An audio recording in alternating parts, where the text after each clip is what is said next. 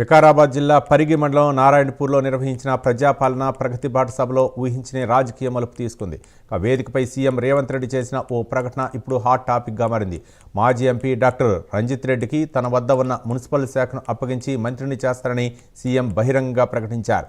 చేవేళ్ల ఎంపీగా గెలిచి ఉంటే ఢిల్లీలో బలం పెరిగేదని, కానీ ఇప్పుడు ఈ ప్రాంత అభివృద్ధి కోసం ప్రభుత్వం తరపున ఆయన ఒక శక్తిగా వాడుకుంటామని రేవంత్ రెడ్డి స్పష్టం చేశారు. చూస్తుంది వీళ్ళకి ఏ మాత్రం అవకాశం వచ్చినా. అందుకే మిత్రులారా, మన పార్లమెంట్లో రంజిత్ రెడ్డి గెలిచి ఉంటే ఢిల్లీలో మనకి ఇంకా బలం పెరిగుండేది. ఇవాళ డాక్టర్ రంజిత్ రెడ్డి ఈ ప్రాంత అభివృద్ధిలో ప్రభుత్వం వైపు నుంచి కూడా మీకు అండగా నిలబడతాడు.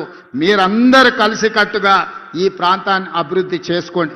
మున్సిపాలిటీలలో ప్రతి మున్సిపాలిటీలో ప్రత్యేకమైన అభివృద్ధి కార్యక్రమాలను తీసుకొని రంజిత్ రెడ్డి గారిని ప్రత్యేకమైన బాధ్యత ఇచ్చి మున్సిపల్ మంత్రిగా వారిని పెట్టి ఈ చేవెళ్ల పార్లమెంటు నియోజకవర్గంలో ఉన్న ప్రతి మున్సిపాలిటీకి ప్రత్యేకమైన నిధులు ఇస్తా, మాజీ పార్లమెంట్ సభ్యునికి బాధ్యత ఇస్తా, ఎన్ని నిధులు కావాలన్నా ఇచ్చే బాధ్యత నాది.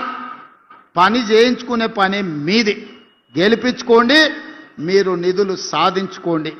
మీరు గాడిదకు గడ్డేసి గోవుకు పాలు విండుతామంటే కుదరదయ్యా. నేనైతే ఇక ఉన్నది ఉన్నట్టు చెప్పదలుచుకున్నా.